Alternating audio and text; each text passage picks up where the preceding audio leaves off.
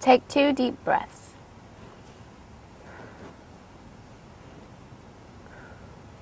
Close your eyes and dream of a better tomorrow. Smell the beauty, taste the peace, and saturate yourself in the glory and happy that surrounds your every pore. Okay. For me, this vision had little detail, fewer concrete emotions, and much less light and love before the Brotherhood Sister Soul. I joined the Brotherhood Sister Soul in August of 2004. My sister had joined the summer before and would come home every day, and we would have lengthy discussions about what she learned, the atmosphere, her dreams, and what oppression really means. Most importantly, however, we spoke about their actions.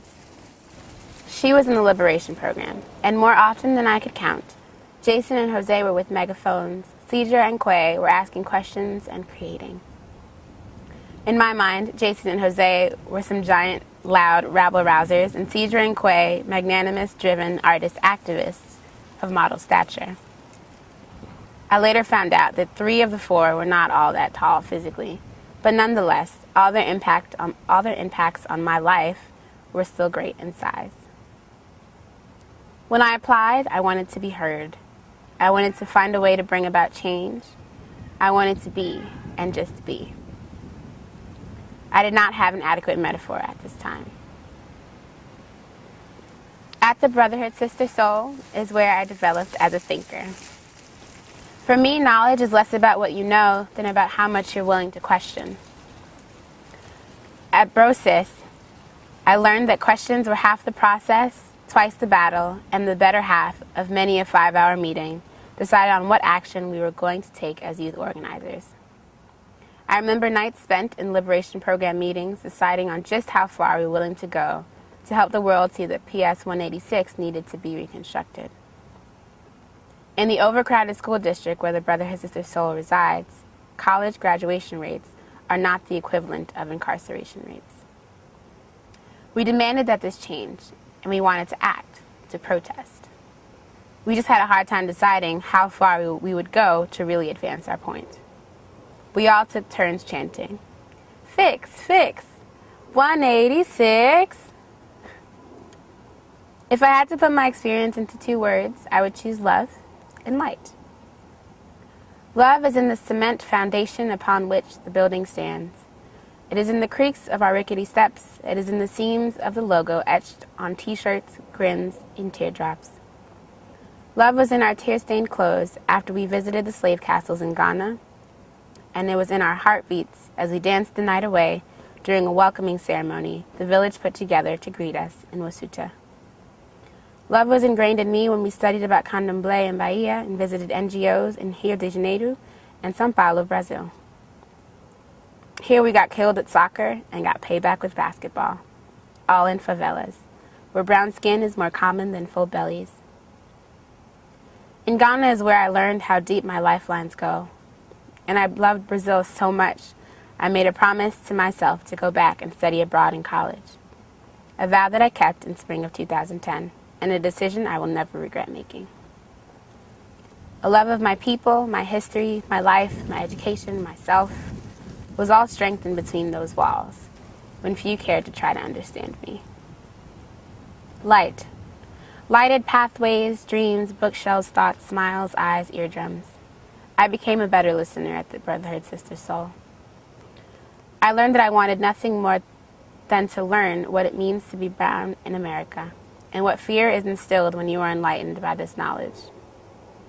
During a workshop on my first days at the Summer Liberation School, I realized how little I knew about Black and Latino history.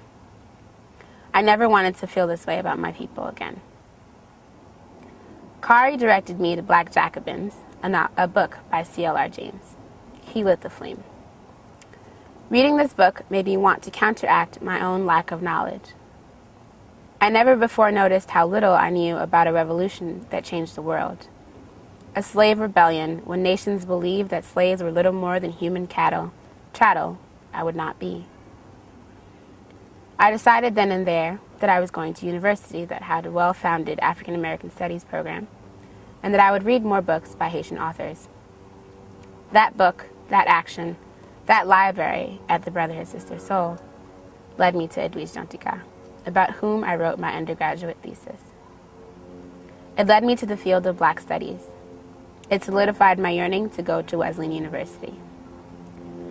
Then and there, I vowed to attempt at knowing all there is to know about my people. A large feat it is, I have come to realize, but nonetheless, it is one that I aim to put my best effort towards accomplishing. Whether that means studying abroad until abroad is a sentiment I no longer notice, being at home wherever my heart smiles, or majoring in African American Studies at Wesleyan University, and then attempting a second time to enter a graduate program so I can quaff in the literary seas of Black historical narrative.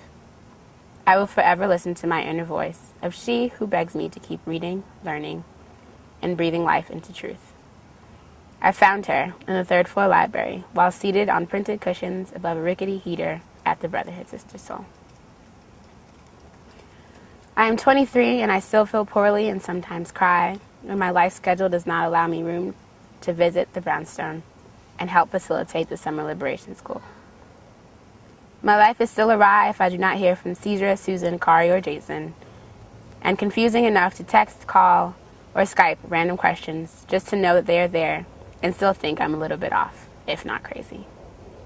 This crazy that I have assumed and found comfort in because it and my quirks make me me. Right, Cedra? I will never leave and always stay involved, for this is the place where I truly became alive. I woke up as a thinker, as an activist, as a dancer. All parts of me that mandate a lifestyle circumscribed in questioning, dreaming, feeling, moving, and giving back. Plus, saying I'm an alumna is something that I'm into these days. As a youth-loving organization, in my eyes, it is unparalleled. As a youth leadership development organization, it has changed my world and my worldview. These are two statements that I do not make lightly and that I believe with all of my soul. When the world seems to be quickly falling apart at the seams, when all is right with the world, when I need advice or recommendation, when I cannot stop crying, when I cannot get Rihanna's umbrella out of my head because we heard it endlessly while helping with the logistics at the Free Minds, Free People conference, when I just need someone to listen to me, when I'm happy, when I am neutral, when I am sad, all times I turn to people, cis people, because they are my people and they are family. Some blood related, some chosen families, some sisters, some brothers, they are all a part of me. They will always be in my vision of a better tomorrow. Thank you.